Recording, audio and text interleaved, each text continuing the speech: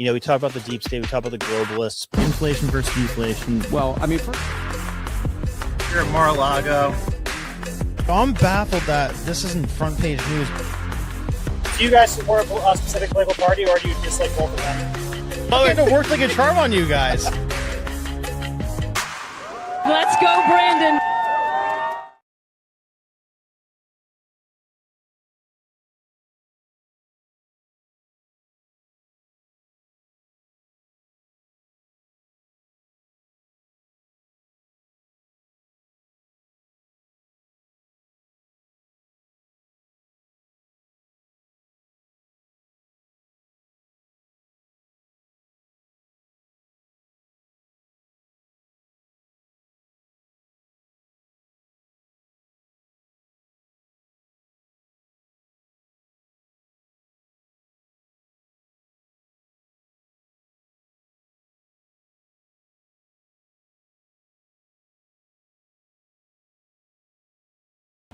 We had a little negotiation spat, but that worked out great. I think for both countries, and I think for the world, actually, beyond both countries. And we have something that is a very fair deal. And we look forward to getting in and digging and working and getting some of the rare earth. But it means we're going to be inside, and it's a big commitment from the United States, and we appreciate working with you very much. And we will continue to do that. We have had some very good discussions with Russia. I spoke with President Putin, and we're going to try and bring this to a close. It's something that you want and that he wants. We have to negotiate a deal, but we've started the confines of a deal, and I think something can happen. The big thing is the number of soldiers, mostly at this point, but soldiers being killed. They're losing thousands of soldiers. So on both sides, we're losing a lot of soldiers, and we want to see it stop. And we want to see the money get put to different kinds of use, like rebuilding. And we're going to be working very hard. But we've had a lot of very good conversations. I will say until we came along, the Biden administration didn't speak to Russia whatsoever. They didn't speak to anybody. They just allowed this to continue. And I will say that, I'll say in front of you, you've heard me say it 1,000 times, if I were president, this war would have never happened. We would have had a deal negotiated for you without having to go through what you've gone through. But your soldiers have been unbelievably brave. We've given them great equipment, but somebody has to use the equipment. They've been unbelievably brave. What's up, Steph? What's up, and Steve? we give them great credit. This was supposed to be over very quickly. Greenspan. And here we are 3 years later. So I give tremendous credit to your generals and your soldiers and yourself in the sense that it's been very hard fighting, very tough fighting. They're great fighters, and you have to be very proud of them. Real quick, sounds like I was muted there again. Good thing it wasn't too long of a mute issue. But yeah, no, I opened this up saying that the whole tail of the tape from today was that Trump and Zelensky had this crazy argument that everybody's freaking out about today. Zelensky came in all disrespectful. Trump told him what's good. So they just released this full tape, about 50 minutes. They released it a couple hours ago. So I think we should watch this to see where it all went wrong. I have not had the chance to watch this full thing yet. I've seen the clips. I know you've seen the clips too, but let's give this a watch and see if we could see the point in which it started to go off the rails and if it ever really had hope in the first place. Because there's, Lindsey Graham comes out earlier saying like, oh yeah, like I talked to Zelensky in the morning and like it sounded like it was gonna go great, but like then the warmonger Lindsey Graham out of everybody's now he's mad at Zelensky. So I'm just wondering if this was like a predetermined thing or if it genuinely fell apart in the middle of this thing. So let's give it a watch. And then we're going to talk about some stuff that Elon and Joe Rogan talked about a little bit later. And then this weird thing where Tulsi had to fire 100 people from the NSA because they had this debaucherous sex chat group that they were all given a lot of hours to during company time. So let's jump right into this. From that standpoint. But now we want to get it over with. It's enough, right? We want to get it over with. So it's an honor to have you here. Thank you very much for coming. We're going to sign the agreement at the conference in the Denise? East Room in a little while, right after lunch. And we'll be having lunch together. We're also discussing some other things. And we appreciate everybody being here. It's somewhat of an exciting moment, but the really exciting moment is when we when they stop the shooting and we end up with a deal. And I think we're fairly close to getting that, and an honor to have you. And please, I'd like to say something. No, thank you so much, Mr. President. Thank you for the invitation. And really, I hope that this first document, will be first step to real security guarantees for Ukraine, our people, our children. I really count on it. And of course, we count that America will not stop support. Really, for us, it's very important to support and to continue it. I want to discuss it with details further during our conversation, and of course, the infrastructure or security guarantees. Because for today, I understand what Europe is ready to do. And of course, I want to discuss with you what United States will be ready to do. And I really count on your strong position to stop Putin. And you said that enough with the war. I think that is very important, Ben, to say these words to Putin at the very beginning of war, because he is a killer and terrorist. But I hope that together we can stop him. But for us, it's very important to, to save our country, our values, our freedom and democracy, and of course, no compromises with the killer about our territories, but it will be later. And of course, what I wanted, we spoke about it by phone with you, about the drones production. We have very good drones production. I think the best one in the world for today, because of the war.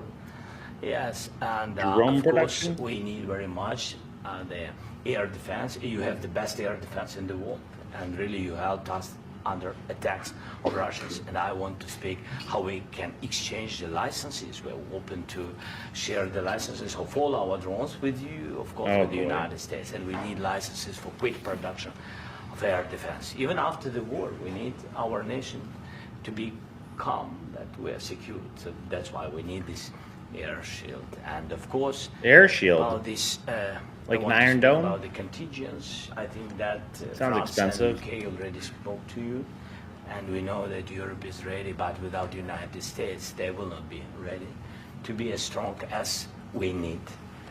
And the last point, last not least, about exchange, about our people and children. And you know that these crazy Russians, that they stolen 20,000 of children, Ukrainian children. They changed their names, they changed their families, relatives, and now they're in Russia. We want to bring them back, and really, it's a big dream, task, and goal for me, and our warriors. By the way, Mr. President, we released more than 4,000 warriors from Russian prison, but there are thousands more in the prison. I wanted to share with you some images, how it's. I've just can Show some pictures for a while. a lot of bad things. So out of, even during the war, there are rules. Everybody knows there are rules during the war. These guys, they don't have any rules. You see that 50, 60 kilograms left, and a lot of such things. And I didn't want to show you what the changes with images of children, because I will just share with you. And I mean, it's looking. And look how he's dressed, by the way. That's tough stuff. Yeah, I wanted very much to give you, and you see it. Yeah. This is pastor, by the way. They stolen pastors, because it's not Russian church. They stolen pastors and moved pastors to the prison. Stole at the end pastors. of last year, we brought 3 pastors, and we could exchange them. And this is pastor, you see. Yeah, that's tough. Yeah, So, exactly, I mean, Chris. this I wanted to show you, and this. So thank you very much. We want to get that ended, right? Yeah, of course. We And I want. think we will. Mm-hmm. And, We have to, of course. do you have any questions, please? Thank you, Mr. President. With the, how much money is the U.S. going to put into the fund that is being created today, and how does this provide long-term security for Ukraine? Well, we don't know exactly how much, because we're going to be putting some money in a fund to that we're going to get from the raw earth that we're going to be taking and sharing in terms of revenue. So it's going to be a lot of money will be made from the sale and from the use of raw earth. And as you know, our country doesn't have much raw earth. We have a lot of oil and gas, but we don't have a lot of the raw earth. And what we do have is protected by the environmentalists, but that can be unprotected. But still, it's not very much. They have among the best in the world in terms of raw earth. So we're going to be using that, using it for all of the things we do, including AI and including weapons and the military, and it's really going to very much satisfy our needs. So it's something that just worked out really well. We have a lot of oil, and we have a lot of gas, we have a lot, but we don't have raw earth. So this has just about every component of the raw earth that we need for computers, for all of the things we do. And Puts us in great shape. And a long-term security for Ukraine. How does this provide? I think they're going to have great luck. I think once we make the agreement, that's going to be 95% of it. They're not going to go back to fighting. I've spoken with President Putin, and I feel very strong. I've known him for a long time, and I feel very strongly that they're very serious about it, and we'll make a deal. And when the deal is made, I don't think we talk about security. Everyone's talking about the other day. All they talked about was security. I said, let me make the deal first. I have to make the deal first. I don't worry about security right now. We have to have a deal, because right now, last week, 2,000 soldiers died on both sides. 2,000. And they're losing 1,000, 2,000, 3,000 a week. So as we sit here and we talk, people are getting shot and dying on the battlefield. And, you know, they're not American soldiers, but they're Russian soldiers and they're Ukrainian soldiers, and we want to be able to stop it. And we want to be able also to spend money on other things. We don't want to, this is a tremendous amount of money, and what the Biden administration did was terrible. They were giving money, but they had no security on the money. Europe, as you know, gave much less money, but they had security. It was in the form of a loan.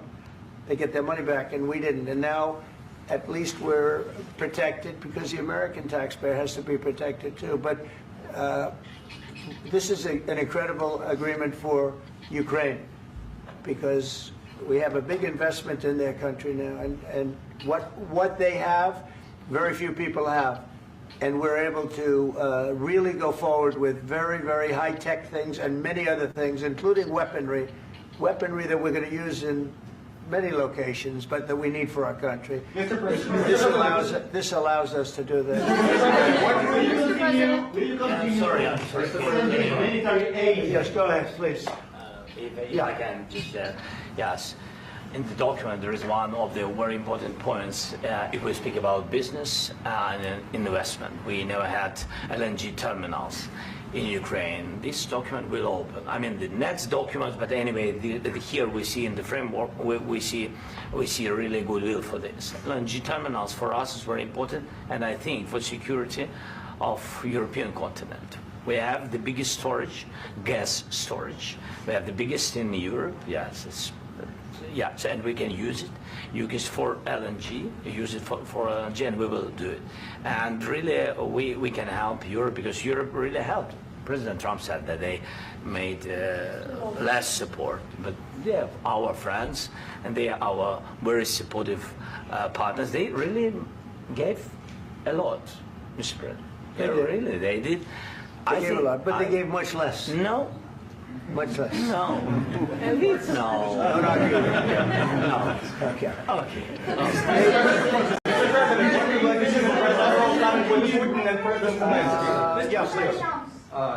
Mr. President Trump, you have repeatedly called the deal with Ukraine as a historical one. And as a President of the United States, you make historical decisions in other issues which affect America and other world. So what place in the world history do you want to take? And do you associate yourself with any famous historical figures? Yeah, I'd say George Washington, Abraham Lincoln. I would say I'm far superior to George Washington and Abraham Lincoln. Now, you know I'm only kidding, right? Because when I say that, the fake news is going to go wild. They're going to say he considers himself to be better than Washington. But you never know. You never know. compare myself to anybody. I'm here to do a job. We've had a great 35 days or whatever it might be, a month, a little more than a month. We've accomplished tremendous amounts. Not only this would be a very great achievement if we could get the war stopped and get them back to normalization. I think that's going to happen. Got their phone on. We've had very good talks on both sides, as you know. But I think we've done a very good job, just generally. If you look at all of the things we've done in 30 days, they're saying there's never been a opening for a president. The first month, there's never been a first month like we've had. And this is one of the very important things. This, to me, is one of the most important things because we have tremendous death taking place as we speak, and I don't want to have that. You know, think of the parents, whether they're in Russia or Ukraine, think of the parents of all these people being killed needlessly. They came to our territory. Should have never started. This would have, if I were president, this would have never started. Mr. President, will you continue sending military aid to Ukraine after the U.S. signs this agreement with Ukraine? Yeah, we're going to be continuing. To President Zelensky, do you feel like the U.S. is on your side, that President Trump is on your side at this moment? Right. What do you think? He wants to know, do you think that, sort of a stupid question. I guess we wouldn't be here if I wasn't. I think that the United States on our side from the very beginning of occupation, and I think that President Trump on our side, and of course, I'm sure that the United States President will not stop support. This is crucial for us. It's important for us. Yes. And Putin, the president speaks about the people and the soldiers which are dying, but they came to our territory, they came to our land. Hey, real quick, hit that like button. There's 250 people in here and there's 11 likes on it. Come on, help a dude out. They began this war and they have to stop. And I think this is the question, with really the most important question. Can President Trump, I hope yes, with some other allies, to stop Putin, withdraw these enemies, our enemy, withdraw these troops from our land? And I think that you asked about the history, I think that if President, or when, he will stop Putin, if President Trump will bring peace to our country, I think he will be on this wall. We've had very, very good talks. What about military aid to Ukraine? President Zelensky just said that there will be no compromises with Vladimir Putin. I just wanted to ask both of you. Firstly, are there compromises that you think that President Zelensky is going to have to make? And President Zelensky, is there anything that you might be thinking that you may be able to offer or bring to the table, for example, elections? Thank you. I think you're going to have to always make compromises. You can't do any deals without compromises. So certainly he's going to have to make some compromises, but hopefully they won't be as big as some people think you're going to have to make. That's all. That's all we can do. I'm here as an arbitrator, as a mediator to a certain extent between two parties that have been very hostile, to put it mildly. They've been very hostile. There's been a vicious war. There's been a vicious war. You know, it's a very level battlefield, and those bullets go out, and as I've said many times, we were talking about it with Pete, many times the only thing stopping those bullets is a human body. And in the case we're talking about, generally young human bodies are stopping a lot of bullets. It's dead level. That's why it's great farmland. It's great land. It's great farmland, but there's very little protection against the bullets that are being, and other things that are being shot. So all I can do is see if I can get everybody at the table and get an agreement. And I think we're going to end up with an agreement. Otherwise, I wouldn't probably be even here today. Mr. President, I've got two questions for you. You think ultimately your legacy will be the peacemaker and not the president that led this country into another war and ended foreign wars? And I've got a question. I hope it will. I mean, I hope I'm going to be remembered as a peacemaker. This would be a great thing if we could do this. I'm doing this to save lives more than anything else. Second is to save a lot of money, but I consider that to be far less important. So I hope I'm going to, thank you, Brian, for that question. It was a nice question. I hope I'll be known and recognized as a peacemaker. This would be a great thing to solve. This is a very dangerous situation. You know, this could lead to a third world war. This was headed in the wrong direction. If this election were lost, if we didn't win this election, and by the way, we won it by a lot. That was a mandate. We won every swing state. We won the popular vote by millions and millions of votes. We won everything. The districts, you look at the areas of red, take a look at a map. This was a big mandate, and this was one of the things. I said, we're going to get this thing settled. If we didn't win, I think this could have very well ended up in a third world war, and that would not have been a good situation. What was your second question? And my second question for President Zelensky. Why don't you wear a suit? There it is. There it is. At the highest level in this country's office, and you refuse to wear a suit. Just want to see if do you own a suit? Yeah, problems. A lot of Americans have problems with you not respecting the dignity of this office. I will wear a costume after this war will finish. Did you hear what the fuck he just said? He said, I will wear a costume. He said, I will wear a costume when this war is finished. Tell me how it's not an insult to Trump. He's calling a suit a costume. Who the fuck does this guy think he is? Where does he get this level of audacity from? Yes, maybe one. Maybe something like yours, yes. That'd be great. Maybe something better. What a prick. We will see. What Maybe a something fucking cheaper, prick. but, yeah. Thank you. Thank you. Thank you, President Trump. You said yesterday that you have... Are you going to send more arms to Ukraine in case there's no peace? Yeah, we're going to have arms to Ukraine. Yeah, sure. Hopefully, I won't have. I don't know if that's where things flipped, LMG. I'm watching how Trump reacts to that, but I don't think that he would let something like that completely flip it. To send very much because hopefully we're going to have it finished. We're looking forward to finishing this quickly. We're not looking forward to sending a lot of arms. We're looking forward to getting the war finished so we can do other things. But we very much appreciate the agreement because we needed what they had, and we're treating, our country is now treated fairly. Biden didn't do that. He didn't know what the hell he was doing. This should have never happened. This should have never started. But, sure, the answer is yes, but hopefully we won't have to send much because I'm looking forward to getting it done quickly, very quickly. Does that mean you'll provide security guarantees, Mr. President? I don't want to talk about security yet because I want to get the deal done. You fall into the same trap like everybody else. A million times you say it over and over.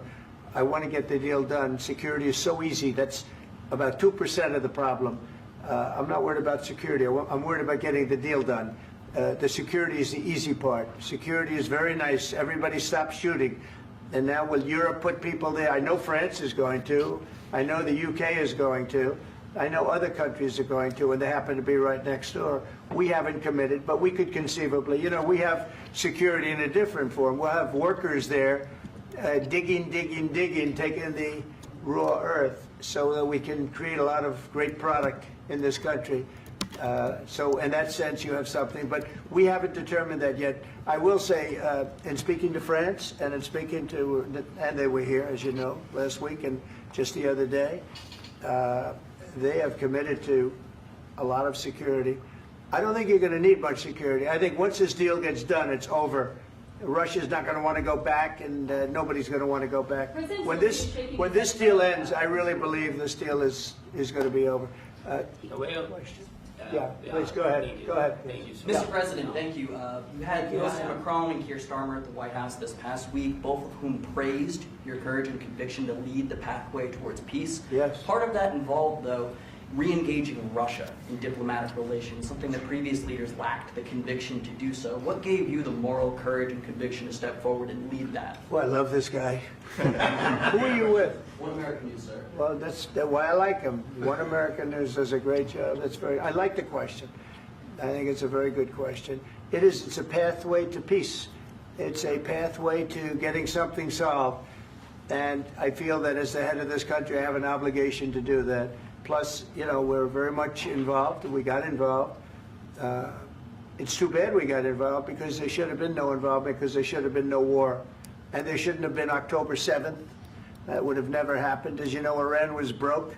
They had no money to give to Hezbollah. They had no money to give to Hamas. They were stone cold broke. And then under Biden, they became rich as hell. They went from no money to $300 billion in a period of 4 years. And they gave a lot of that money away, and you see what happened. And that's a real mess also that we hope to be able to solve. But no, I appreciate your question very much. I feel I have an obligation to try and do something to stop the death.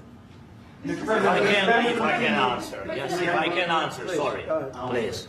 Please. And I do like your clothing, by the way. Yeah, really? Even though I think he's a great guy, by the way. But I don't know if you two like each other. But you know what? I think he's dressed. I like this guy. I think he's dressed beautiful. So I have more serious things than answer on such questions. Sure, I will answer on more serious questions if I can. Frick? Yeah. So please, about security guarantees. Are you kidding me? And about just ceasefire. We can't just speak about ceasefire and speak and speak. It will not work. Just ceasefire will not never work because I'm like the president.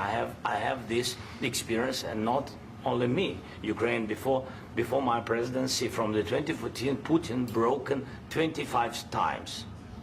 25 times he broken his here we go. signature. 25 times he broken ceasefire. But he never broke to me. He never broke to me. No, you were the president. You were the president during. He never broke to me. In 2016, you've been the president, Mr. President. You've been the president, but he had, of course, not with you, but he had during those periods. He had conversations with our side, and we had Normandy format. You know, the France, Germany, Ukraine, and Russia, and he broken 25 times. That's why we will never accept just ceasefire. It will not work without security guarantees. Security guarantees, maybe President. Okay, so there you go. He just said we will never accept just a ceasefire. Needs to have security guarantees. Sounds super vague. Is right about this document and other, but this document is not enough. Strong army is enough because his soldiers afraid, Putin's soldiers afraid of our soldiers when we're strong enough. Katrina, that's awesome. We super appreciate your perspective. Can you give a little bit of a breakdown here? Because I'm going to give a deep breakdown of my POV of the situation. I wrote a bunch of stuff out that I'm going to give after this, but give us a quick synopsis of how you see things while we're watching this, because we're trying to watch the point of where things fell apart in this. If we are not strong enough, if we are empty, if our storage is empty, we can't defend our land. Today, you know, he knows that we have all the world knows that we have meeting. Yes, why he's using ballistic?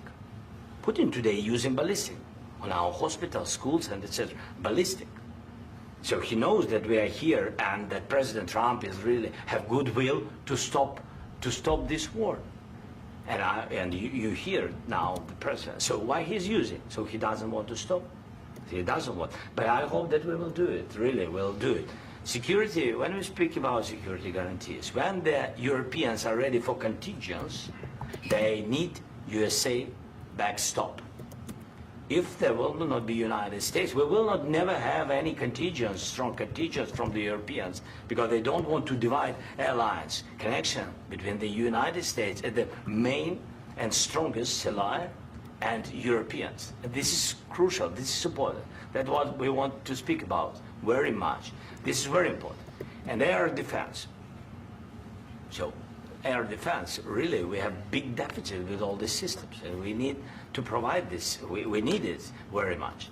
Otherwise, Putin will never stop, and will go further and further. He doesn't want. He hates us. So he wants air defense. It's not about me. He hates Ukrainians. He thinks that we are not a nation. He thinks, and he shared these thoughts. I think maybe with your team also. I don't know. Real quick, just for the record, Ukraine was not a country until 1992, 1993. Prior to that, it was part of Russia for like 90% of the previous 300 or 400 years. But with all the Europeans, in media, officially and not, he always said that there is no such country, such nation, such language, and such life like Ukrainian. No, he really doesn't respect all the Ukrainians, and he wants to destroy us. And you are right, Mr. President. That's 2%. this document, maybe other documents, it's a very good start, very good, but it will not enough to stop this person. Should Russia pay to rebuild Ukraine? Mr. President, under these Should Russia pay to rebuild Ukraine? They have to pay. This question. This is the rule. This is the rule of the war. This is the rule of the war. During all the centuries, all the history, this is the rule of the war. Who began, those pay. Do you agree? This is the rule. Putin began this war. He has to pay all money for innovation. He has to pay. Of course, some Russian assets, what we have in Europe, about 300 billion, we can use them. We can use for innovation and buy military support from the United States also. We can do it, but it's not enough. It's not enough. President, under these circumstances, do you envision a trilateral summit with Putin and President Zelensky? Wait 1 second. I asked this question that you didn't like because I wanted to know if you want to position yourself in the middle between Russia and Ukraine or on the Ukraine side. No, I'm in the middle. I want to solve this thing. Good answer. I'm for both. I want to get it solved. Good answer. And, Look how it's pissed he wonderful looks. to Look how speak pissed. badly about somebody else, but I want to get it solved. If That we can pissed him solve off. it, great. If we can't solve it, they're going to have to fight it out, and who knows what's going to happen. But I want to see it get solved. May I follow up? One more question about U.S. troops in Europe. After Russian invasion of Ukraine, your predecessor sent additional troops to Eastern Europe, including Poland, my country. Yeah. Are you committed to keeping these troops on the eastern flank of NATO in the future? I'm very committed to Poland. I think Poland has really stepped up and done a great job for NATO. They, as you know, they paid more than they had to. They are one of the finest groups of people I've ever known. I'm very committed to Poland. What about Baltics? Poland's in a tough neighborhood, you know. What about the Baltics? The Baltics, they got a lot of, it's a tough neighborhood too. But we're committed. We're going to be very committed, and we're committed to NATO. But NATO has to step up, and the Europeans have to step up more than they have. And I want to see them equalize, because they are in for far less than we're in. And they should be at least equal. You understand that? Why is the United States, we have an ocean in between. Why is the United States in for so much more money and other things as Europe? With that being said, and as you said, they've also been obviously very helpful. But we have put in far more than they have. And I think they should equalize. Mr. President, Please, go ahead. Ask you about the agreement again today. What changed between the first time that Secretary Bessent gave President Zelensky the agreement and today for the signing? We made a deal. So What was the I'm just, deciding factor? I'm a business person. We made a deal. That's what changed.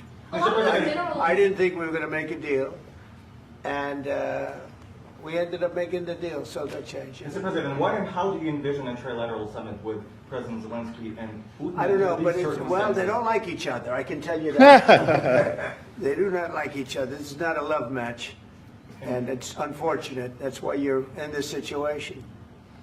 The United States should not have allowed this to happen. Okay? The United States, run by a man that didn't know much.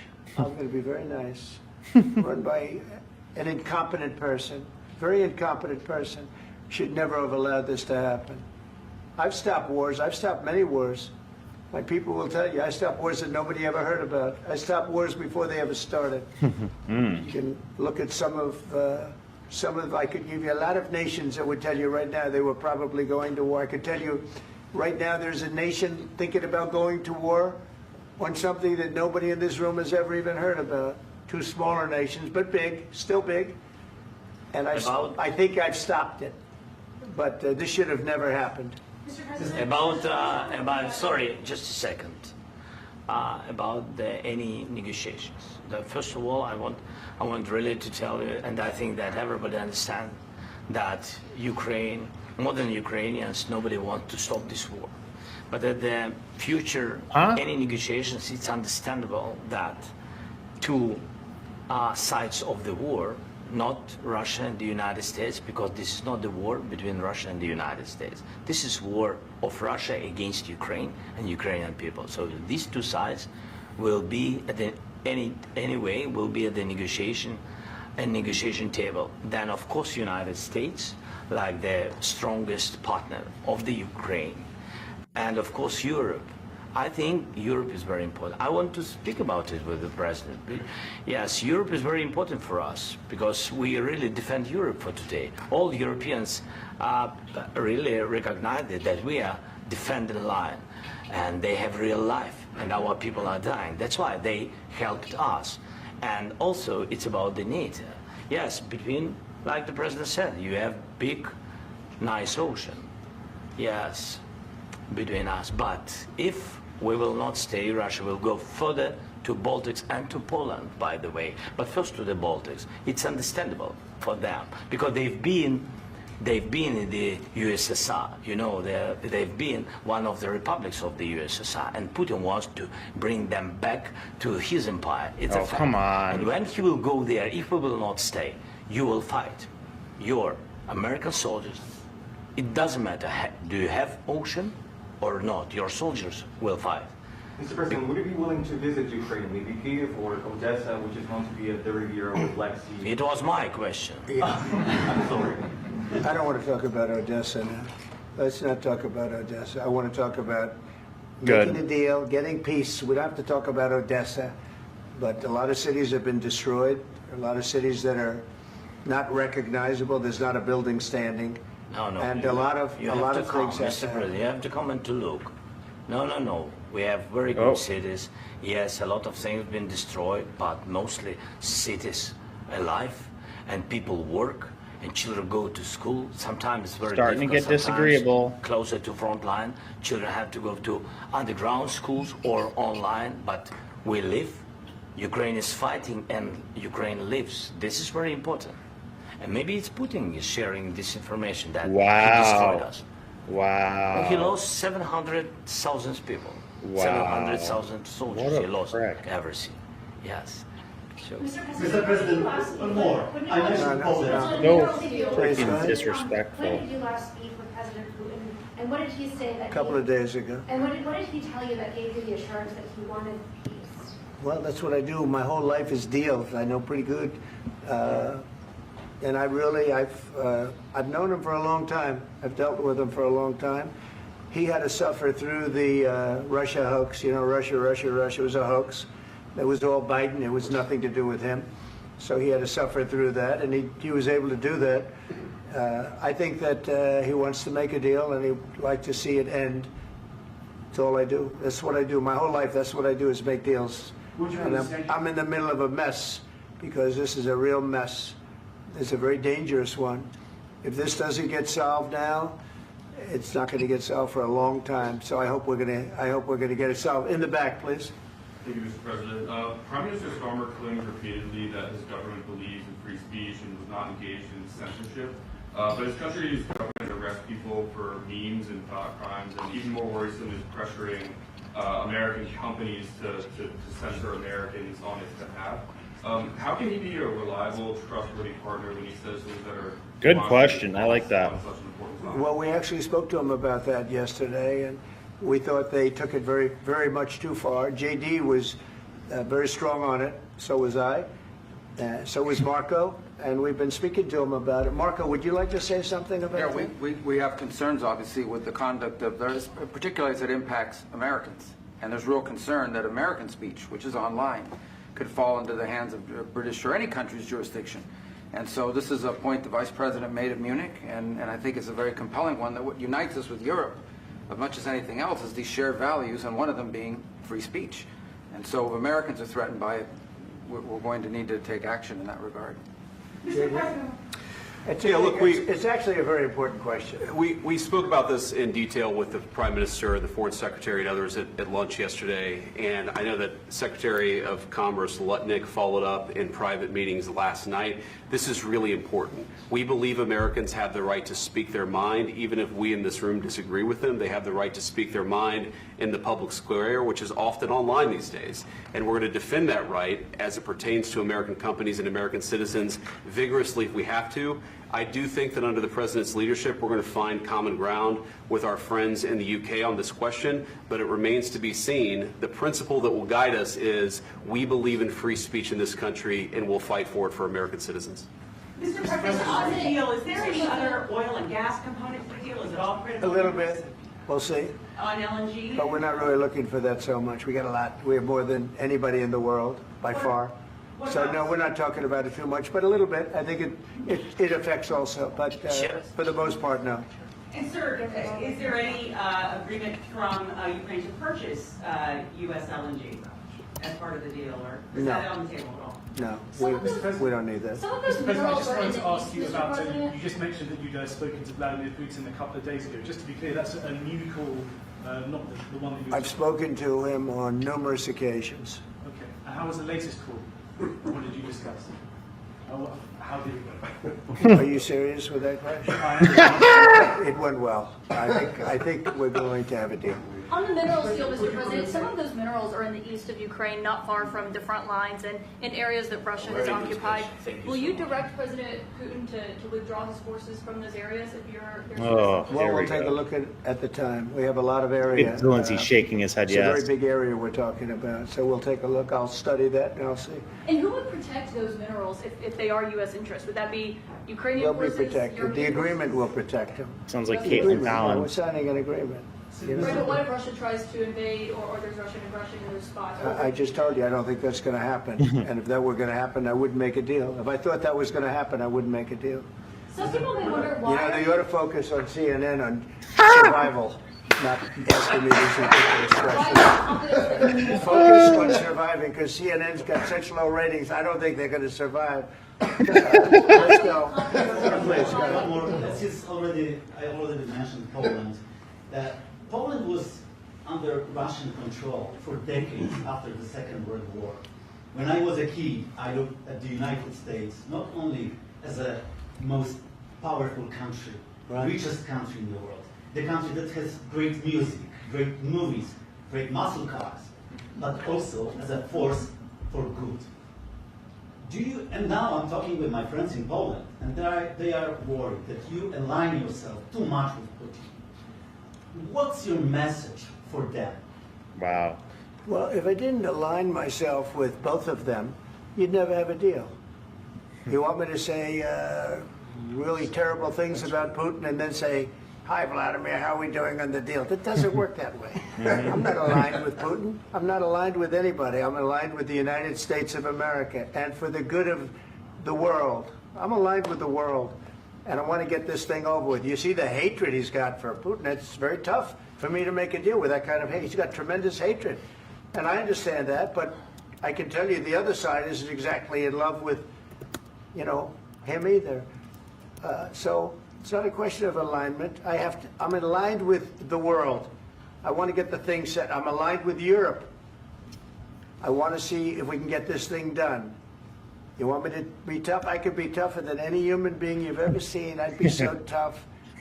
But you're never going to get a deal that way, so that's the way it goes. All right, one more question. I will respond to this. So look, for 4 years in the United States of America, we had a president who stood up at press conferences and talked tough about Vladimir Putin, and then Putin invaded Ukraine and destroyed a significant chunk of the country. There you go, JD. The path to peace and the path to prosperity is maybe engaging in diplomacy. We tried the pathway of Joe Biden of thumping our chest and pretending that the President of the United States' words mattered more than the President of the United States' actions. What makes America a good country is America engaging in diplomacy. That's what President Trump is doing. Can I ask you?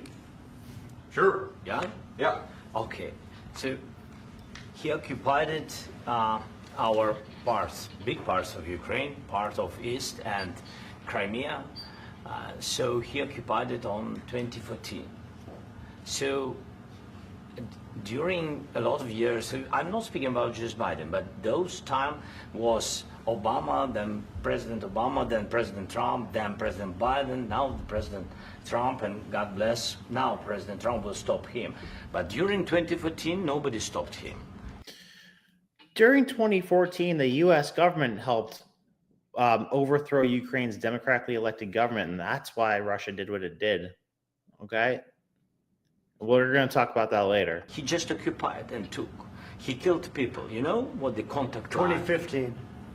2014 2014. and 2014. 2014. Yeah. So I was not here. Yeah, but That's exactly right. Yes, but during 2014 till 2022, yeah, the situation the same. The people Talk to Victoria are Nuland. dying on the contact line. Nobody stopped him. You know that we had conversations with him, a lot of conversations, my bilateral conversation, and we signed with him, me, like a new president. In 2019, I signed with him the deal. I signed with him, Macron and Merkel, we signed ceasefire.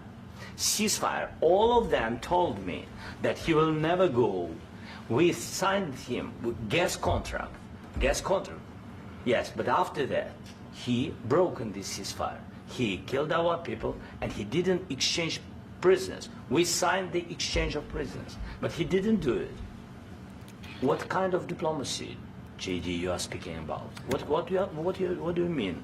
I'm talking about the kind of diplomacy that's going to end the destruction of your country. Yes, but if you Mr. President, with respect, I think it's disrespectful for you to come into the Oval Office and try to litigate this in front of the American media. Right now, you guys are going around and forcing conscripts to the front lines because you have manpower problems. You should be thanking the President for trying to bring an end to this conflict. Have you ever been to Ukraine that you say what problems we have? I have been to. Count once. I've actually watched and seen the stories, and I know what happens is you bring them on a propaganda tour, Mr. President. Do you disagree that you've had problems bringing people into your military? And do you think that it's respectful to come to the Oval Office of the United States of America and attack the administration that is trying to prevent the destruction of your country? A lot of questions. Let's start from the beginning. Sure. First of all, during the war, everybody has problems. Even you, but you have nice ocean and don't feel now, but you will feel it in the future. God bless. You don't know that. God bless. You don't God know bless. that. You will not have war. Don't tell us what we're going to feel. We're trying to solve a problem. Yep. Don't tell us what we're going to feel. I'm not That's telling where you. Because I'm you're in no answering on position this to question. dictate that. That's exactly what Remember you're this. doing. You're in no position to dictate what we're going to feel. We're Yep. going to feel very You will good. feel influenced. We're going to feel very I'm good and telling very you, strong. You will feel influence. You're right now not in a very good position. You've allowed From the yourself very- to be in a from very the bad very position, beginning and he of the happens war. to be right about From the it. very beginning of the war. You're not Mr. in a good Brown, position. I You was don't have the saying- cards right now. With us, you start having I'm not playing cards. cards. Right now, you don't. I'm very You're playing serious, cards. Mr. President. You're I'm playing very cards. serious. You're I'm gambling the with the president lives in of war. millions of people. You think- You're gambling with World War III. what do you You're think about? gambling with What do you World think War about? III. And what you're doing is very disrespectful to the country, this country. That's with back all to you. respect to your Far country. more than a lot of people said they respect. should have. Have you said thank you once? This A lot entire of meeting? times. No, in this Even entire meeting, today. have you said thank Even you? today. You went to Pennsylvania and campaigned for the opposition in October. Offer some words of appreciation for the United States of America and the president who's trying to save your country. Yeah, Please. Trump is You done think with them at this point. If you will speak very loudly about the war, you He's can. not speaking loudly. He's not Yeah. speaking loudly. Your country is Can I- in big can I- trouble. can I Wait a answer? minute. No, Can you've I done a lot answer? of talking. Your country is in big trouble. I know. You're not I winning. know. You're not winning this. You have a damn good chance of we are coming out staying, okay because of Mr. us. President, we are staying in our country, staying strong from the very beginning of the war. We've been alone, and we are thankful. I said thanks. You haven't in been this alone. cabinet. You haven't been Not only alone. in this We cabinet. gave you, through I this said thank stupid you. president, $350 billion.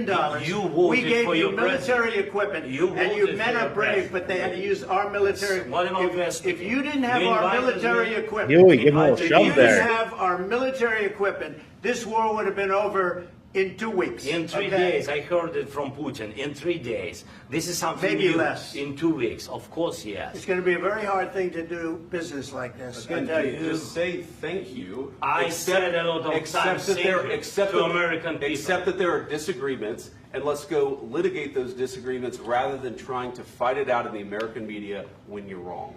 We know that you're wrong. But you see, I think it's good for the American people to see what's going on. I understand, sir. I think it's I very understand. important. That's why I kept this going so long. Yep. You have to be thankful. You don't have the cards. You're buried there. Your people are dying. You're running low on soldiers. Listen, you're running low on soldiers. It would be a damn good thing. And then you tell us, I don't want a ceasefire. I don't want a ceasefire. I want to go and I want this. Look, if you could get a ceasefire right now, I tell you take it so the bullets stop flying and your men stop getting killed. Of course we want to stop the war. But you're saying you don't want a ceasefire. But I said to you, I want a ceasefire. with guarantees. Because you'll get a ceasefire faster than an agreement. Ask our people about ceasefire, what they think. That wasn't with me. For you what that wasn't with me. That was with a guy named Biden who was not a smart person. That was with Obama. It was your president. Excuse me. That was with Obama, who gave you sheets, and I gave you javelins. Yes. I gave you the javelins to take out all those tanks. Obama gave you sheets. In fact, the statement is Obama gave sheets and Trump gave javelins. You got to be more thankful, because let me tell you, you don't have the cards. With us, you have the cards. But without us, you don't have any cards. One more question to Mr. Vice President. I'm sorry. It's going to be a tough deal to make because the attitudes have to change. Mm-hmm. What if Russia breaks ceasefire? What if Russia breaks peace talks? What is Oh, this is the bomb on the head thing. What are you saying? She's asking, what if Russia breaks the ceasefire? What if anything? What if a bomb drops on your head right now? Okay? What if they broke it? I don't know. They broke it with Biden because Biden, they didn't respect him. They didn't respect Obama. They respect me. Let me tell you, Putin went through a hell of a lot with me. He went through a phony witch hunt where they used him and Russia. Russia. You ever hear of that deal? That was a phony Hunter Biden, Joe Biden scam. Hillary Clinton, Shifty Adam Schiff. It was a Democrat scam. And he had to go through that. And he did go through it. We didn't end up in a war. And he went through it. He was accused of all that stuff. He had nothing to do with it. It came out of Hunter Biden's bathroom. It came out of Hunter Biden's bedroom. It was disgusting. And then they said, oh, the laptop from hell was made by Russia. The 51 agents. The whole thing was a scam. And he had to put up with that. He was being accused of all that stuff. All I can say is this. He might have broken deals with Obama and Bush, and he might have broken them with Biden. He did, maybe. Maybe he didn't. I don't know what happened. But he didn't break them with me. He wants to make a deal. I don't know if you can make a deal. The problem is, I've empowered you to be a tough guy. And I don't think you'd be a tough guy without the United States. And your people are very brave. But you're either going to make a deal or we're out. And if we're out, you'll fight it out. I don't think it's going to be pretty, but you'll fight it out. But you don't have the cards. But once we sign that deal, you're in a much better position. But you're not acting at all thankful. And that's not a nice thing. I'll be honest, that's not a nice thing. All right, I think we've seen enough. What do you think? Huh? This is going to be great television, I will say that. All right. We'll see what we can do about putting it together. Thanks, sir. All right. Now let's get to the goods. I gotta show you how Lindsey Graham reacted to this real quick, and then Trump made a statement afterwards, and then we're going to go through a quick little timeline of what exactly led up to this, how this transpired, this whole Russia-Ukraine situation. I'm glad Katrina's in the chat because I think I have this covered pretty well, but always looking for holes in what I think that I know. I met with Zelensky this morning. I urged him to stay on message, be grateful, be thankful. We'll talk about details of security guarantees later. Keep it upbeat, keep it positive. It was absolute, utter disaster. The question for me is he redeemable in the eyes of Americans? Most Americans witnessing what they saw today would not want Zelensky to be their business partner, including me, and I've been to Ukraine 9 times since the war started. I met with him this morning. President Trump I talked to last night, he was upbeat about the deal. I've never been more proud of President Trump for showing the American people in the world, you don't trifle with this man. He was very positive. He was very upbeat. He wanted to get a ceasefire. He wants to end the war. And Zelensky felt like he needed to bait Trump in the Oval Office. JD was awesome. This met with Zelensky. All right. Then we got, here we go. Volume. It didn't work out exactly great. We had a meeting today, as you know, with President Zelensky, and I would say it didn't work out exactly great from his standpoint. I think he very much overplayed his hand. We're looking for peace. We're not looking for somebody that's going to sign up a strong power and then not make peace because they feel emboldened, and that's what I saw happening. I'm looking for peace. We're not looking to go into a 10-year war and play games. We want peace. And it was just my impression that if we do that, if we sign up, he's looking for something that I'm not looking for. He's looking to go on and fight. We're looking to end the death. And somebody would say, why do you care about Ukraine and Russian soldiers? I care about them. I care about everybody. And we're not doing that. Now, if we don't do anything, he's going to have to make peace, but he's dealing with a very weak set of cards. If we sign, he's dealing with a very strong set of cards, and then he doesn't want to make peace. So that's where we are. It's very simple. I'm not looking to get into anything protracted. I want immediate peace. President Putin is going to want to make, and he wants to end it. And you saw what I saw today. This is a man that wants to get us signed up and keep fighting, and we're not doing that. Get Zelensky out of office, whatever it takes, honestly. All right, so now I'm going to show you some reasons why this is kind of NATO's fault. Seems kind of like intentional, like we were trying to make this happen for a good amount of time. And let me show you this quick documents, and then we have a lot of other stuff to talk about after this. So I drafted this thing up. Let's see if you could see it. Yeah, we're up there. So for 90% of modern history, 1960 or 1667 through 2024, not through 2024, through 1991, Ukraine was under Russian control. There's actually a video that I should probably show you that shows this. Let me pull that up quick. Timeline of Russia. Thought I had the picture on the stock, but this video does it pretty well. Here, let me share this.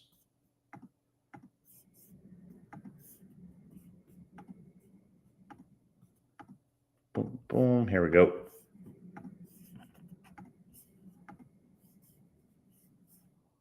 So this gives some context to this thing.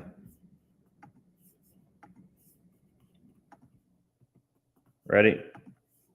Put this on 2x.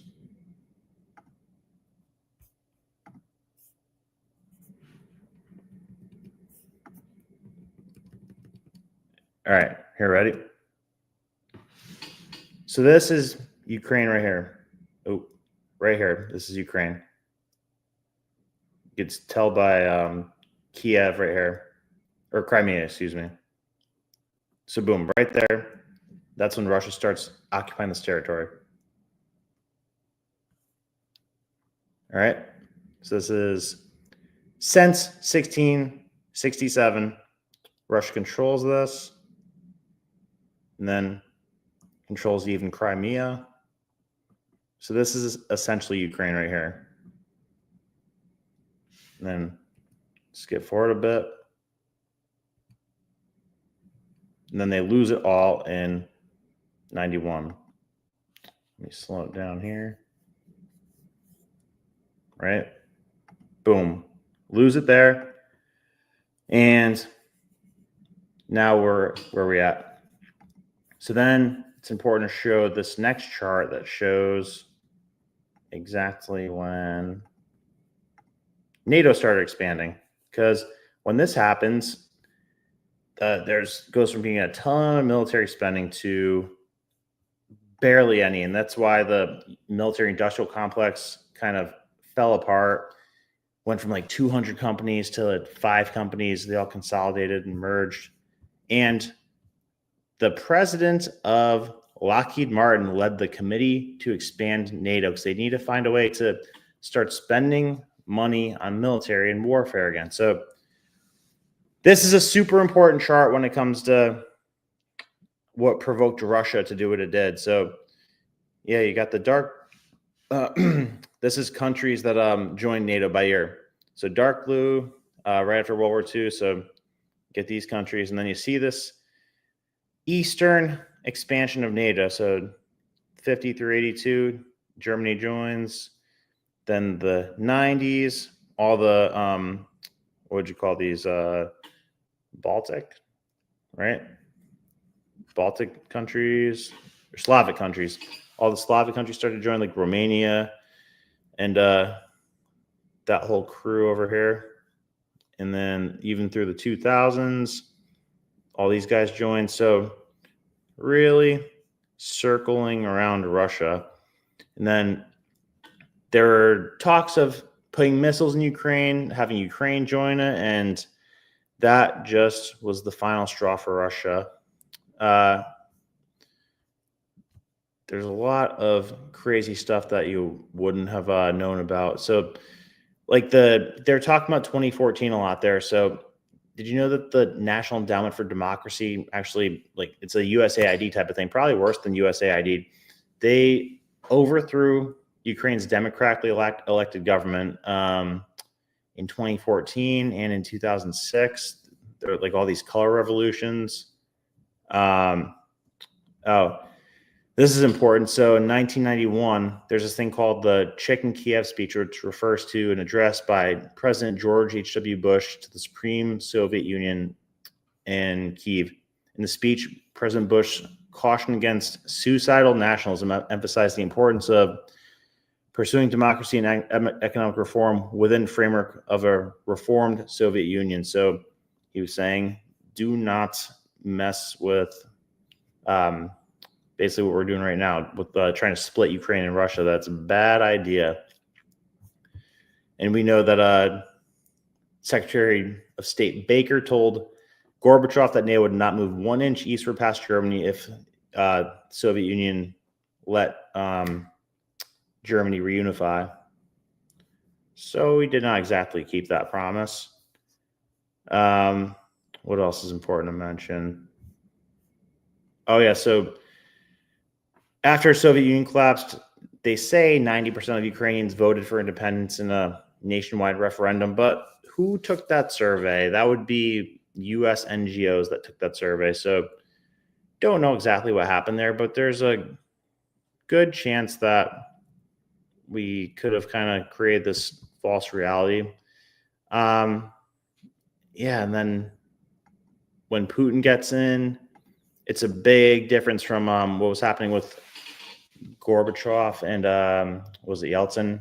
Like big change of tone, because what happened is so there's this really good book called Casino Moscow that talks about how the American intelligence agencies kind of like worked through the oligarchs, like they let the oligarchs get rich and kind of influenced Russia like through the oligarchs, and there's like just an agreement there where you let us do our thing, we let you do your thing. You get rich, we get to do what we want to do in your country, we get to have access to your markets, et cetera, et cetera. And then Putin comes along and kind of shuts that down and does not let the oligarchs kind of run through the American intelligence agencies the way that they had been doing, and kind of puts a stop to the oligarchs being the ones who are really running the country.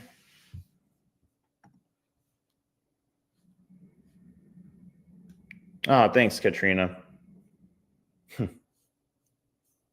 So am I more or less accurate on this? Like, it seems like it was a kind of a culture shock for us to just like help Ukraine declare itself as a completely separate country in 1991, because prior to that, they were part of Russia for what, 3 centuries? So Ukraine's only been Ukraine for the last, what, 35 years, 34 years. And in addition to that weird situation, we keep getting closer and closer and closer to Russia. I mean, the original reason for what is it? The original reason for NATO is because Russia and the Eastern countries have this thing called the Warsaw Pact, which is like the opposite of NATO. I think it was like a kind of communist group, but the Warsaw Pact went away. So why didn't NATO go away? And then why did NATO start expanding and getting more aggressive after the end of the Soviet Union? And do you know that Putin actually inquired about being part of NATO, and Bill Clinton said no? Then when 9/11 happened, Putin was the first one to call President George Bush and tell him, hey, we got your back if you need anything. We will not tolerate terrorism on our end or your end. So Putin is kind of like, who would we compare? Like, you know how they treat Viktor Orban right now? I think that's how Putin was. Well, yeah, before this war, Putin was pretty much just like an Orban. He's a nationalist, like a strong dictator. Oh, and here's another crazy fun fact. So prior to Putin tweaking the constitution, Russia was like, they had a situation where you could be president for 16 years, I think. Then you had to have a 4-year break, and then you could be president again. And he had his buddy be president for him. I think it was 2008 through 2012. And during that time, that's like right when the Arab Springs are happening, also sponsored by NGOs. There's like these giant protests around the Kremlin with people calling for Putin, calling to overthrow the government and everything. Come to find out, these people are paid to be there. So Putin makes a new law. And, the reason they were protesting in the first place is because the guy that Putin was letting be there in the interim for him was like much lighter on protesting and all that stuff. But Putin makes a new law where if you are like working with an NGO, you have to declare that you're a non-state actor. So pretty much they cannot do what they were doing there without like blatantly saying that they are working on behalf of another country or another government. So that put a stop to that, but it did not put a stop to that for Ukraine, because in 2014, most of you guys remember, what was it, Yanukovych and Poroshenko? I think, who? Was it Yanukovych that originally gets elected, and then there's like this big revolution by mostly paid protesters that end up causing him to flee the country, and then the guy that America wanted ends up being the one who's the president of Ukraine. So that's not democratic. Not one bit. Let's see what we were saying in the comments. Don't want to talk your ears off all night without some interaction.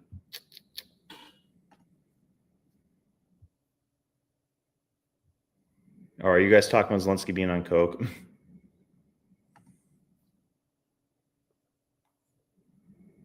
Really? Is that right, Amber?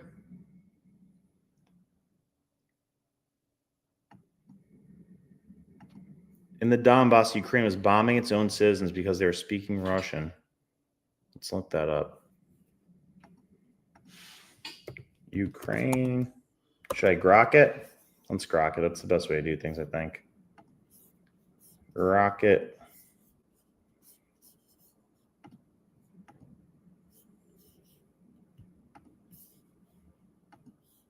Let's grok it. Oh man, I just saw Steve Miller saying something about this. I'll say it could be good. All right. Let's see if I can copy and paste this question.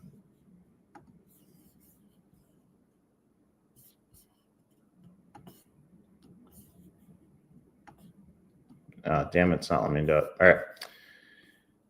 In the Donbass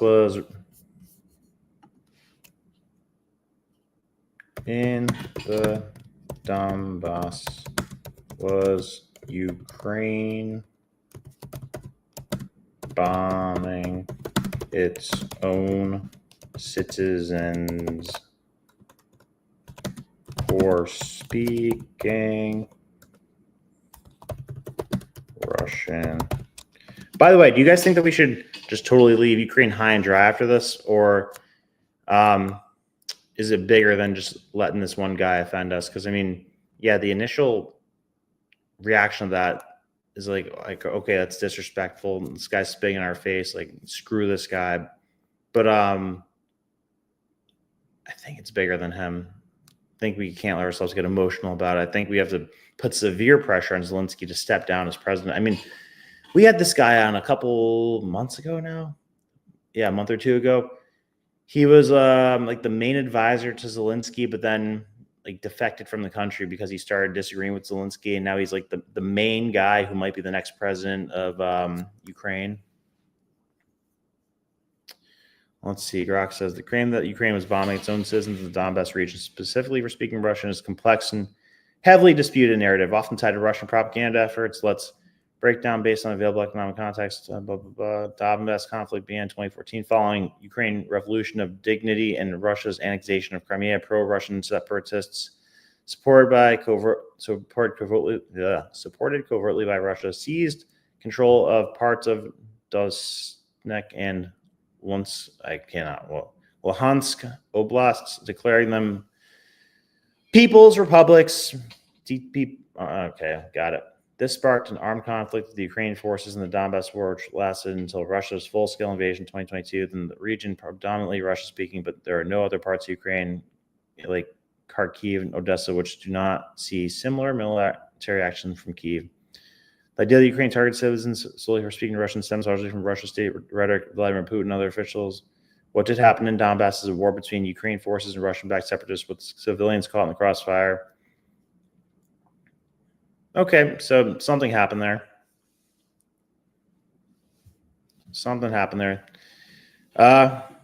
Yeah, it's the tough thing about what they call the fog of war.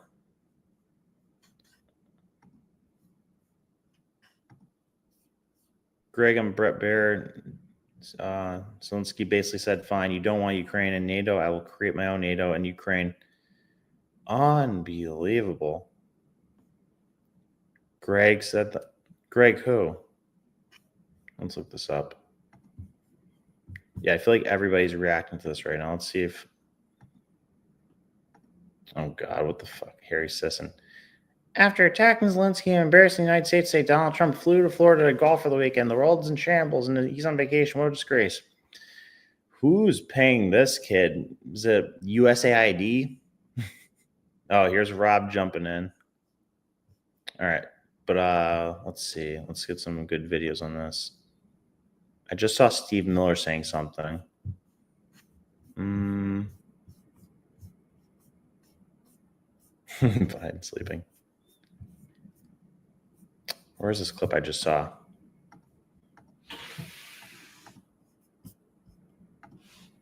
Zelensky.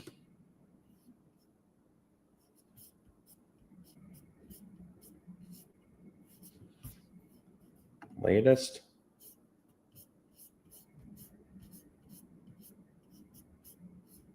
Man, can't find it now. So I got bookmark everything. All right. Oh, there we go. Well, apologize for. But what specifically do you want to see President Zelensky apologize for?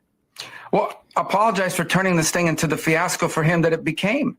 There was no need for him to go in there and become antagonistic. Look, this thing went off the rails. You were there, I believe. It went off the rails when he said, let me ask you a question to the vice president. What kind of diplomacy are you talking about?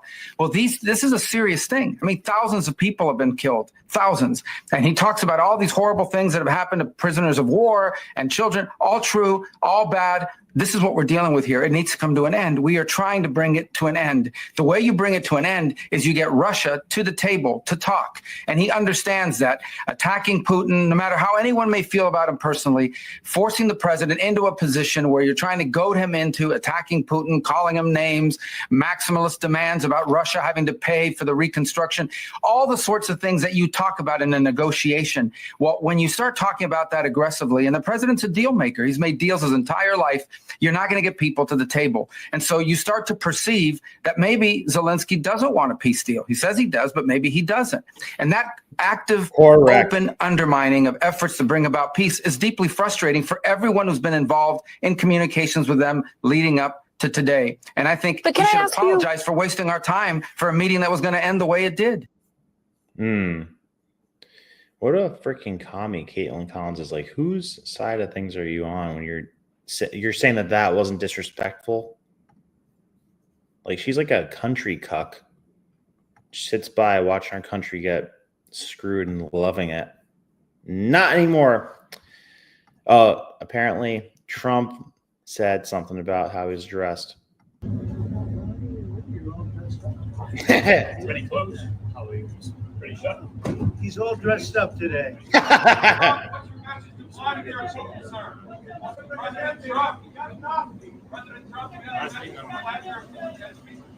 Thank you very much. Look how tiny he is. That is just so great. President Trump, what's your message to Vladimir Putin, sir? President Trump, President Trump Today. He's all dressed up today. He's all dressed up today. He's all dressed up today. And so what did Zelensky get on Fox News and say? This is gonna be annoying. Zelensky refused multiple times to apologize to President Trump after disrespect. Oh my God, no way. So I'm not hearing from you, Mr. President, a thought that you owe the president an apology. No, I respect President and I respect American people. And if, I don't know, if I think that we have to be very open and very honest. And I'm not sure that we did something bad. I think maybe sometimes some things we have to discuss out of media, with all respect to democracy and to a free media. But there are things where we have to understand the position of Ukraine and Ukrainians. And I think that is the most important thing. Yes, we are partners. You know, we're very close partners. We have to be fair. We have to be very free. Oh, we're partners? So we're partners. A partnership entails an equal stake in something. Man, I need more of that. There's no way that interview is only 48 seconds. We need more of that Fox interview. Zelensky on Fox. It's too long. It's not enough. Because with weapon, it's too long. It's not enough. We don't have enough weapon to push them out. And we don't see now, for now, we don't see really big volume of new support from the United States. But with all respect, again. So, wow. You don't have enough people to push them out, Zelensky. What are you talking about? Who is telling this guy to say these things? There's no way this is him saying it. I bet you that he's being paid to take this position. He knows it's going to be devastating to the country. It has world implications, but guarantee you that somebody's saying to him like, hey, we know you embezzled a shit ton of the money that was sent over there. If you want us to have your back on that, then you better keep pushing for this fucking thing and was the word sabotage that meeting with Trump.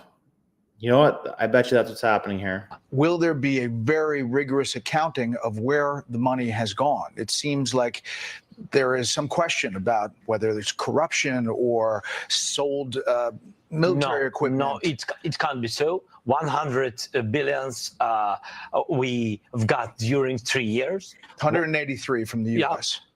Now, on the paper, in the documents, yes. But we have, in fact, because 67 came like a weapon. It came through the border. It's checked and it's fixed by everybody, and we shared it not once with the American side. And 31.5, it was direct financial support to the budget. Again, it's very open. It's digitalized. It's open, free, and please, if somebody wants to check it again, we are very, very open with this. Last thing, Mr. President. Yeah. Do you think your relationship with Donald Trump, President Trump, after today, can be salvaged? Can be. Yes, of course, because it's relations more than two presidents. It's the historical relations, strong relations between our people. And that's why I always began with to thank your people from our people. And this is the most important. and of course, thankful to President and of course to Congress, but first of all to your people. Your people helped to save our people. People, the first. Human rights, the first. This is very, very important, and we are thankful and sorry for this. I mean, we wanted very much to have only strong relations. What a freaking BS artist. Oh. That you disrespected him and the vice president and all of America in the Oval Office. Do you think you did? And do you think you owe an apology to President Trump? Thank you so much. First of all, thank you for the invitation for this dialogue, and good evening to all your country, to all Americans. I'm very thankful to Americans for all your support. You did a lot. I'm thankful to President Trump and to Congress bipartisan support. And I was always very thankful from all our people. You helped us a lot from the very beginning during 3 years of full-scale invasion. You helped us to survive. Anyway, we are strategic partners. And even in such tough dialogue, and I think we have to be very honest and we have to be very direct to understand each other, because it's very, for us, very necessary to President Trump. And I'm with all respect that he wants to finish this war, but nobody wants to finish more than we, because we in Ukraine, we are in this war, we are in this battle, and battle for freedom for our lives. So I'm just telling that I think that we have to be on the same side, and I hope that the president on our side together with us, and that is very important to stop Putin. And I heard from President Trump a lot of times that he will stop the war, and I hope he will, and we need to pressure him with Europe, with all the partners. And I think this dialogue had to. So we need to pressure him with Europe and all the partners? Is he talking about Putin or is he talking about Trump that needs to be pressured? Be a little bit earlier to understand where we are. Like, I don't remember exactly, but like President Reagan said, that peace is not just an absent the war. Yes, we are speaking about just and lasting peace, about freedom, about justice, about human rights. And that's why I said that I think so, that ceasefire, and Putin, he broken 25 times ceasefire during all these years, 10 years. So I'm not hearing from you, Mr. President, a thought that you owe the president an apology. No, I respect President and I respect American people. And I think that we have to be very open and very honest. And I'm not sure that we did something bad. I think maybe sometimes some things we have to discuss out of media, with all respect to democracy and to a free media. But there are things where we have to understand the position of Ukraine and Ukrainians. And I think that is the most important thing. Yes, we are partners. We're very close partners. We have to be fair. We have to be speaking about just and lasting, not just an absent the war. Yes, we are speaking about just and lasting peace, about freedom, about justice, about human rights. And that's why I said that I think so, that ceasefire, and Putin, he broken 25 times ceasefire during all these years, 10 years. So I'm not hearing from you, Mr. President, a thought that you owe the president an apology. No, I respect President and I respect American people. He didn't even say President Trump. I respect President and I respect American people. And I think that we have to be very open and very honest. And I'm not sure that we did something bad. I think maybe sometimes some things we have to discuss out of media, with all respect to democracy and to a free media. But there are things where we have to understand the position of Ukraine and Ukrainians. And I think that is the most important thing. Yes, we are partners. We're very close partners. We have to be fair. We have to be very free. This word partners that he keeps throwing around is crazy. Like maybe his translation's off, but the farthest thing from the definition of partners is what our arrangement is, Zelensky. Man. Let's see if I can find the Steve Miller clip. Steve Miller, Zelensky. Here we go. Disturbing things that Zelensky said. There were many remarkable and disturbing things that Zelensky said. He repeatedly rejected President Trump's statement that we should pursue a ceasefire. Right. How could you reject a ceasefire? And you know, he kept saying Europe's doing so much more than us. Well, then what do you need us for? Yeah. If he's saying Europe's so great, then why are you coming and begging and pleading to us for money and protection and guarantees? President Trump is a peacemaker. He will fight for peace. He had peace for 4 years under his previous term. And today we saw what it's like to have a strong leader in the White House, and the whole world saw what it's like to have a strong leader for America. There were many remarkable. Boom. So where does this go? Where does this go? Because somebody who's not exactly calm, cool, and collective might act drastically or whatever and say like, oh, screw them, this and that. But all right, this guy's pretty unbiased. Michael Schellenberg. Let's see. I don't think we need to listen to him, but healthy relationships depend on mutual respect. Ukraine and Europe don't respect us. They look down on America.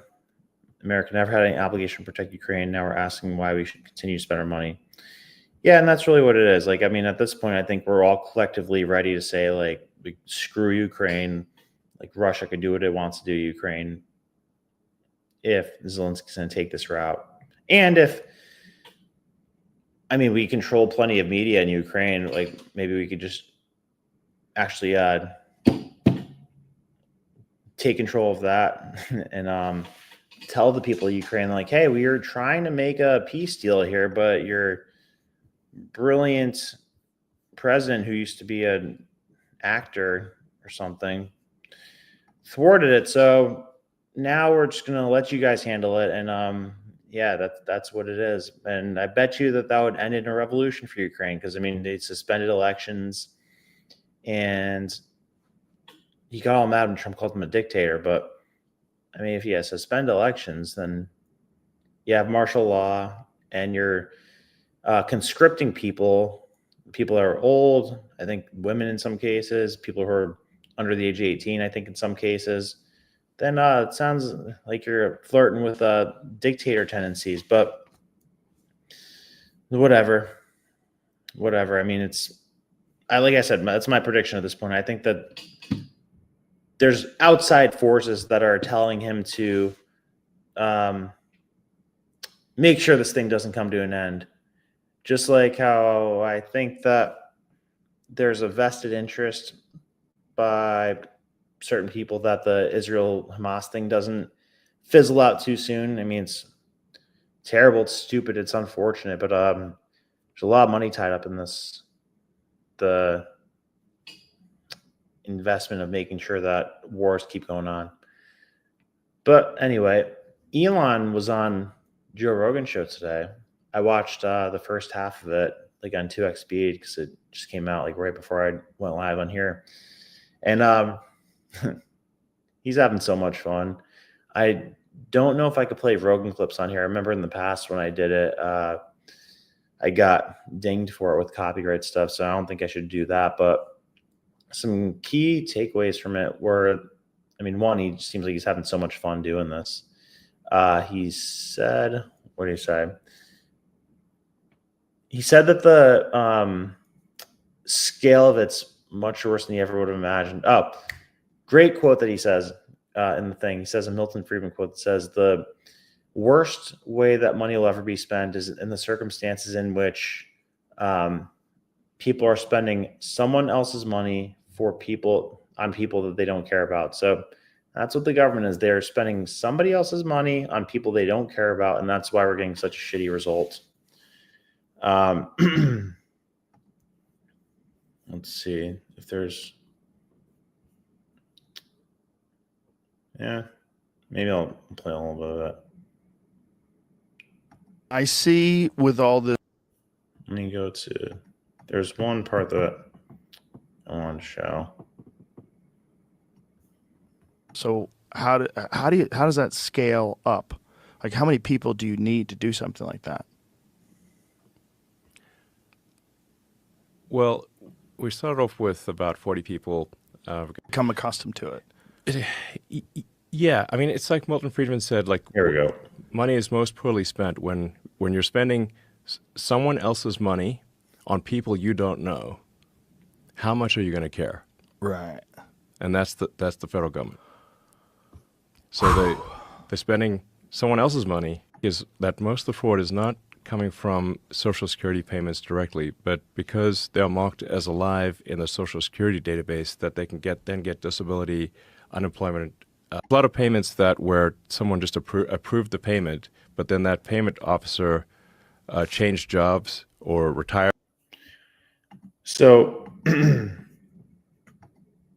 the way he explains the way that the Treasury has been operating is like pretty much everything that they're doing right now, or all the systems that they have in place at like the Treasury and the Pentagon, like all these practices are things that like would literally put you in jail if you were doing these same practices at a private company. Like they're sending payments out without a description of what the payment's for or who it's going to, and the Treasury is like just never denied a payment. Like these payments are just on autopilot, and he compares it to like gym memberships where there's these like payments that they can't say what they've been going towards, what they are going towards, and whether or not they should still be active or not. So, and then like that there's like this weird, awkward line between whether or not something is actually fraud or if it's waste or if it's just like because of how big everything is. But there's no way that much money is getting kicked around and that there's not people who are benefiting from it that shouldn't be benefiting from it. So, I mean, I would call that fraud. I would definitely call that fraud. Like, I don't know how frequently you guys look at the M2 money supply, because I don't think that's something that anybody looks at frequently at all, because why the hell would you? But I take a look at things like that and watch it, because that's what inflation is. So M2 money supply is the amount of money in the economy, starts going crazy after we get off the gold standard. Really goes crazy each time that interest rates get low, because, like when you take out a loan, that's new money in the economy, right? And in 2020, people say we printed money, but what we really did is that we issued new debt. The Treasury issued, I think, what was it? Yeah, eventually it was an initial $3 trillion. Yeah, a quick $3 trillion, and then another 3 over the next couple of years, plus some deficit spending. And yeah, that's how you get this problem. But this like correlates precisely with the freaking asset prices.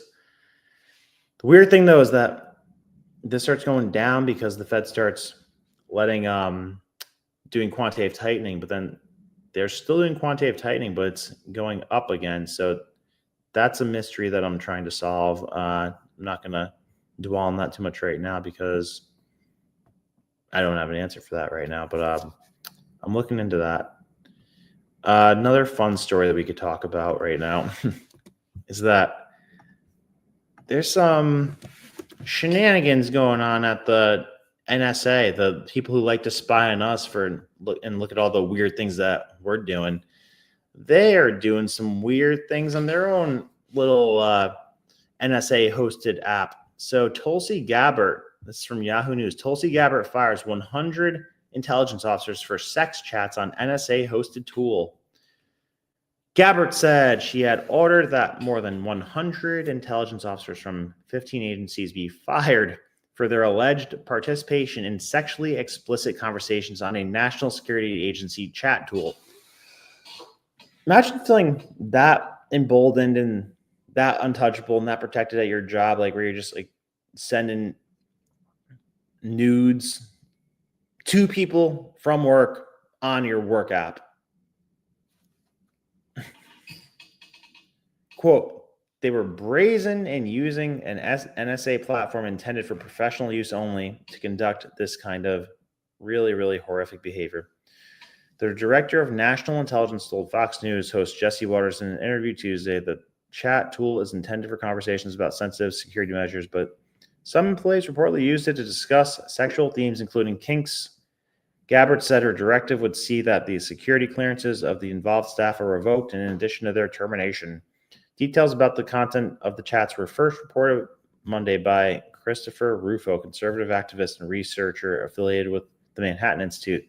The NSA, in a statement Tuesday, said that it was aware of the post that it was aware of posts that appear to show inappropriate discussions by intelligence community personnel. Potential misuse of these platforms by a small group of individuals does not represent the community, the NSA said. Well, that's good. You would hope. So the shenanigans are being routed out day by day. Day by day, we are getting there. Let's see. And I saw that there was like I think Forbes kind of went into this more deeply. Let's see how New York Times spins this. Oh, stupid paywall.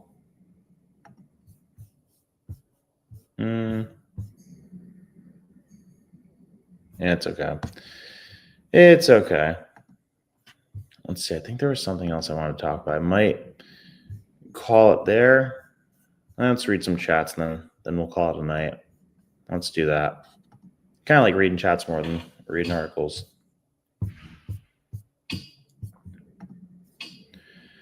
Remember, this whole mess was brought to you by Lindsey Graham, Joe Biden, Blinken, Brennan, Pompeo, and the rest of the Uniparty. That's a good question. Who's worse between John Brennan and Anthony Blinken? Yeah, he only sees citizens as objects for him to control, fodder. It's so horrific, heartbreaking that many people, yep. Remember that? That really blew over, that Congress thing, the gay sex that was happening in the Senate. We didn't really hear much about that after it all played out. Yes, indeed. You guys saw it. I predicted that today. There's going to be a lot of those going on, especially with the Epstein stuff looming.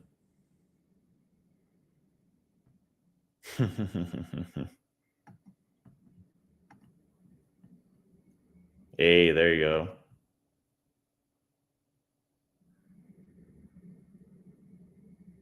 Is this guy being serious?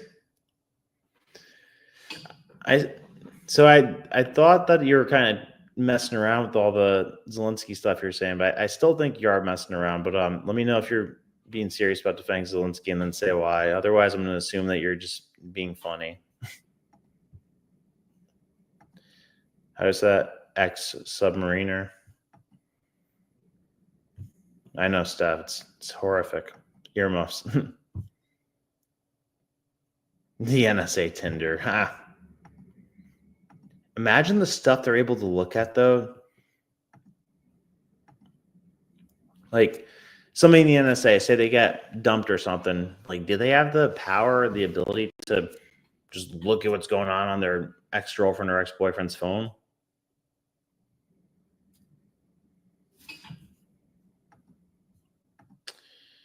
Like, I don't know if I could say too much. I dated somebody in that world at one time, and I always had those thoughts. I was too paranoid, and I couldn't do it.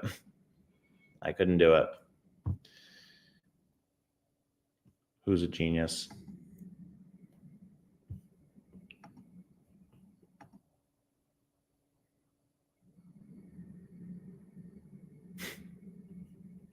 Yeah, I gotta finish that interview.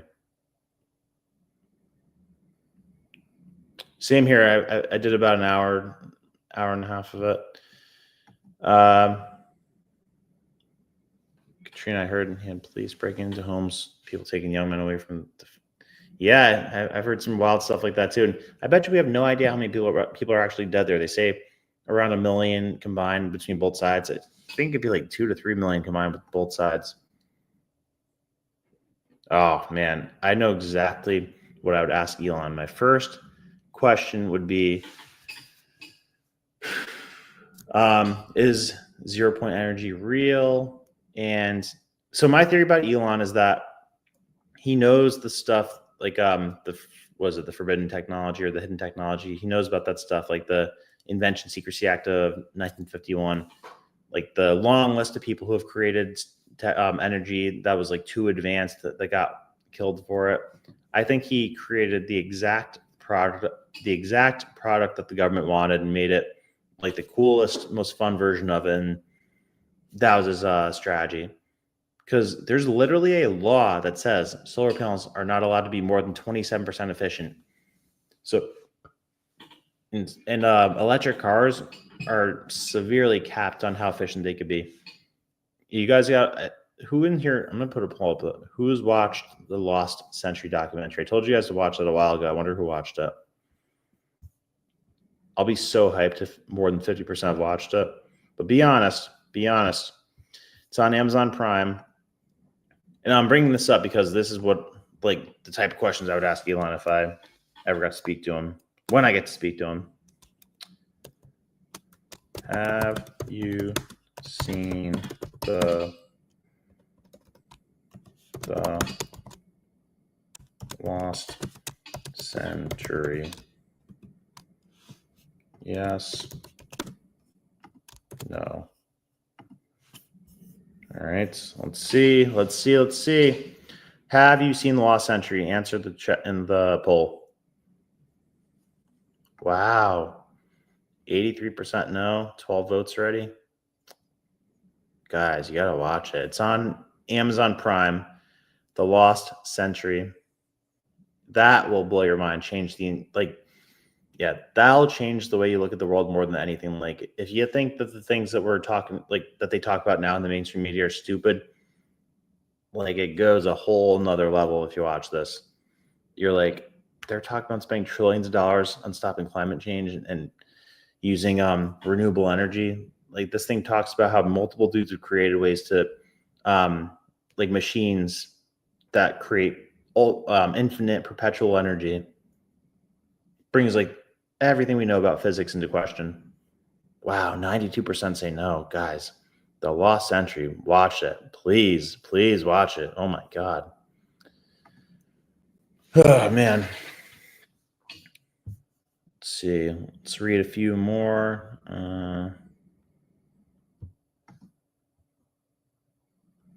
Powered spaceship. Heat shield. Man. I'm going to go watch the rest of that and run on the treadmill for like an hour and then go to bed and finally sleep in for the first time in like 2 weeks. So I haven't had like a weekend in 2 weeks. I had CPAC last week and then I had Brazil the weekend before. And feeling it a little bit, not completely, but a little bit. I had to take the painting Teddy Roosevelt off my wall because of the info you gave me and sent me digging. He should be replaced by Trump and Mount Rushmore. H. Walter, you just made my night. That means the world to me. Thank you. And I'm right there with you. I used to think he was a good guy too until I came across what we came across. And that's why I think The Creature from Jekyll Island is going to be the first book that we scour through in the new thing that we're going to be doing next week. But man, I literally have like 100 insane books lined up that I've like read a bunch of times already that I want to just like boom, boom, boom, special forces style, like kind of give the goods on each one of them. Like, because there's like when I'm reading, I feel like it's like gold mining because, you know, everything you read in a book isn't as exactly useful, but like maybe 5 to 8% of the stuff you come across in the book is like, wow, that's mind blowing. So I have all that written down and kind of outlined and stuff, and want to share that with people who like that stuff, because we're going to know a lot of stuff that nobody else knows.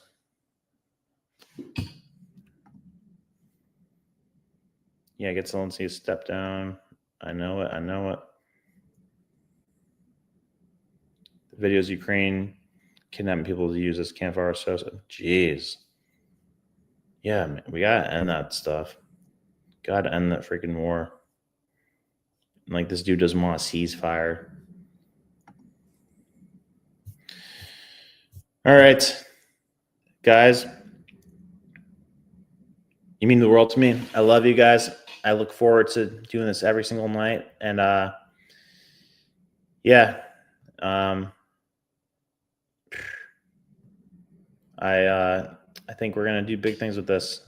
And every single one of you who was with me day one, I won't forget it. I know your names, and I deeply appreciate you. So thank you for being with me every night. I hope that I leave you better than I found you, with information and curiosity and entertainment and a sense of community. Much love. I will see you tomorrow night. Goodbye. Goodbye. You know, we talk about the deep state, we talk about the globalists, inflation versus deflation. Well, I mean, you're at Mar-a-Lago. I'm baffled that this isn't front page news. Do you guys support a specific political party, or do you dislike both of them? Oh, it worked like a charm on you guys. Let's go, Brandon.